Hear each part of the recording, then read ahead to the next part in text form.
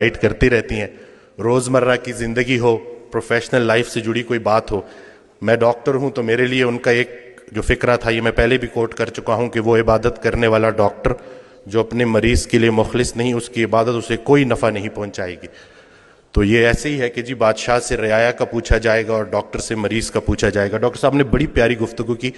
मेरे लिए सरकार का ये एक फ़िक्रा मुझे पुरुमीद कर देता है कि जितने भी अजीम काम है वो गैर अजीम ज़मानों में होते हैं। एक दिया काफ़ी होता है अंधेरे मिटाने के लिए। हूँ चराग दाग बना हुआ, सरे शाम जलता हूँ शौक से, मेरे पास आएंगे वो कभी जिन्हें एक सहर की तलाश है। तो हर वो मोहब्बत जो आपको अल्लाह के करीब कर दे, वो अल्लाह के रास्ते की मोहब्बत है और वो उसमें कोई शिरक नहीं है। इंसान की तमन्ना है तो शिरक है, रहमान की तमन्ना है तो ऐन ईमान है। और ये हज़रत वासिफ़ अली वासिफ़ रहमतुल्लाह के जो ऑडियोज़ हैं ना, वो आपको अपनी ज़ात के साथ मुखलिस कर देते हैं। रसूलुल्लाह सल्लल्लाहु अलैहि वसल्लम की हदीस है कि जिसने अपने आप को पहचान लिया उसने अपने रब को पहचान लिया। तो अपने आप को पहचानने के लिए, अपने ज़ात के साथ मुखलिस होने के लिए उस्ताद का होना बहुत ज़रूरी है। यकीन जाने कि हमारी परेशानियाँ हमारी गलत फहमियाँ हैं, कोई तो हो जो हमारी गलत फहमियाँ दूर करे। ख्याल बदल जाए तो मंज़र बदल जाता है। भाई साहब का एक बड़ा प्यारा फ़िक्रा है कि जिसका जो ख्याल है उसका वही हाल है। ख्याल अच्छा है तो हाल भी अच्छा है। और अल्लाह की नेमतों में सबसे बड़ी नेमत हुस्न ख्याल है। ये उस दिन भी मैं डिटेल में नहीं जाऊंगा, पेशेंट्स होते हैं, लेकिन मैं उनसे इजाज़त लेता हूं कि उनका ये जो आप बीती है वो मैं लोगों से शेयर करूं ताकि लोगों में उम्मीद बढ़े। एक खातून मेरे पास आई, कुछ उनके साथ बड़ी ज़्यादतियाँ हो गई थी और वो दिल में नफ़रत लिए बैठी थी, और जिसके लिए नफ़रत लिए बैठी थी वो फौत हो चुका था। तो जब मेरे पास आई, उन्होंने गिले शिकवे किए, तो मैंने कहा कि हज़रत वासिफ़ अली वासिफ़ रहमतुल्लाह अलैह इरशाद फरमाते हैं कि अगर अल्लाह क़यामत के दिन तुमसे पूछे कि पहले किस को जन्नत में भेजूं, तो तुमने उसका नाम लेना है जिसको तुमने जहन्नुम में भेजना। एक महीने बाद जब लौट के आई तो इंसान बदल चुका था, चेहरे पे रौनक, आंखों में नूर।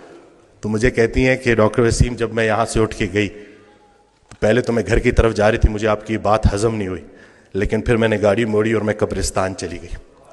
और मैं उसकी कब्र के सामने खड़े होकर मैंने कहा कि जो तूने मेरे साथ किया माफ़ी के काबिल नहीं है, लेकिन जा, तुझे अल्लाह की रज़ा के लिए माफ़ करती हूँ।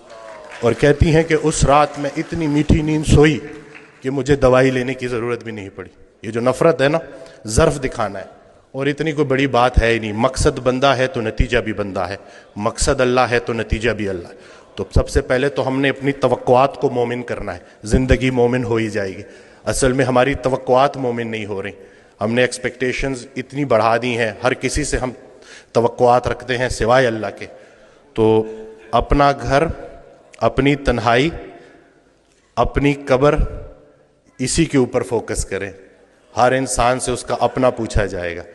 जिस शोहर को अपनी बीवी में सिर्फ बुराइयां नजर आ रही हैं, असल में उसको अपनी तमाम बुराइयां अपनी बीवी में नजर आ रही। अच्छे शोहर को अपनी बीवी अच्छी लगेगी, बुरे शोहर को अपनी बीवी बुरे लगेगी। अब बताओ, बीवी अच्छी लगती है या बुरी लगती है?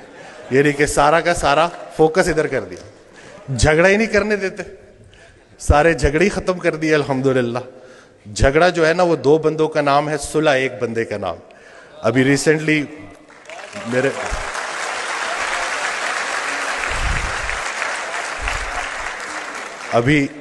मेरे साथ एक वाकया हुआ। मैं गाड़ी रिवर्स करा तो वो ब्रांड न्यू गाड़ी थी, वो लग गई। वो पीछे सा गलती मेरी थी, तो मैं उतरा तो वो बड़े गुस्से में मेरी तरफ आए। तो मैंने फ़ौरन माफ़ी मांग ली ना कि मुझे नज़र नहीं आया, मैं बहुत माज़रत करता हूँ, और बहुत ज़्यादा मैंने उनसे माफ़ी ना। तो अभी वो गुस्सा उनका एकदम से उतर गया। कहते हैं आजकल माफ़ी कौन मांगता है? तो मैंने कहा जी वो नुकसान छोड़े, नुकसान को अपना नंबर दे और राब्ते में रहेंगे। तो मेरा बड़ा दिल था मैं उनको बोलूँ कि अगर कोई माफ़ी मंगवाने वाला पीछे खड़ा हो तो बंदा ज़रूर माफ़ी मांगता है। तो ये किसी के हवाले से ज़िंदगी गुजारना कितनी आसान हो जाती है, अगर हमें पता चल जाए तो हमारे सारे झगड़े ख़त्म हो जाए। मैं तो जो मैंने ऑडियोज़ में जो सुना है ना कि जिन्हें हम रुखसत करते हैं वही हमारा इस्तकबाल करेंगे।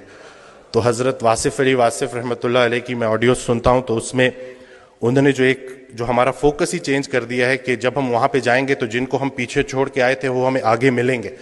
तो अब उनके लिए क्या लेके जा रहे हो? तो अपने वालिदैन के लिए सदका जारिया बनना है। और ये छोटी सी ज़िंदगी है, اس میں الجھنا نہیں ہے. آسانیاں دو آسانیاں ملیں گی. ہر وہ نیکی جو تم دوسرے کے ساتھ کرتے ہو اصل میں اپنے ساتھ کرتے ہو. ہر وہ بدی جو تم دوسرے کے ساتھ کرتے ہو اصل میں اپنے ساتھ کرتے ہو. اسلام کوئی بات نہیں ہے جو پڑھ کے سنانی ہے، اسلام ایک کام ہے جو کر کے دکھانا ہے. تو اللہ پاک ہمیں استقامت دے کہ یہ نوجوان ہمارے سامنے جو بیٹھے ہوئے ہیں انہوں نے ہی ہمیں ریپلیس کرنا ہے. اور میں یہ کہتا ہوں کہ اگر کچھ پرسنٹیج ہی پاپولیشن کی اگر شعوری سطح پہ جتنی لیول آف کانشیسنس بڑھے گی اتنی کریج آف فارگیونیس بھی بڑھے گی. اور حضرت واصف علی واصف رحمۃ اللہ علیہ کا بڑا پیارا فکرہ ہے کہ میری بیسک تعلیم یہ ہے کہ سب کو معاف کرو. تو بس یہی کرنا ہے کہ معافی تلافی کر کے اپنی اپنی قبروں تک جانا ہے. کوانٹم فزکس کا ایک فکرہ ہے کہ death is just an illusion. جب میں نے یہ پڑھا نا تو مجھے سرکار کا فکرہ یاد آ گیا کہ یہ کون لوگ تھے جنہوں نے موت کو میلہ بنا دیا. رسول اللہ صلی اللہ علیہ وسلم کی حدیث ہے، اس کا مفہوم ہے کہ جب شہید ان مراحل سے گزار کر اپنی جان کا نذرانہ پیش کر کے جب بارگاہ اللہ میں جب اللہ کے سامنے حاضر ہوگا بارگاہ خداوندی میں، اور اللہ اس سے پوچھے گا کہ بتا تجھے کیا چاہیے، تو وہ بولے گا مجھے بار بار اسی راستے سے گزارا جائے.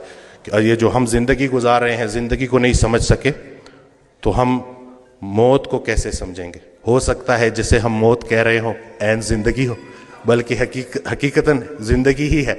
سارے چیک ادھر کیش نہیں کرانے، کچھ آگے کے لیے بھی چھوڑ دو.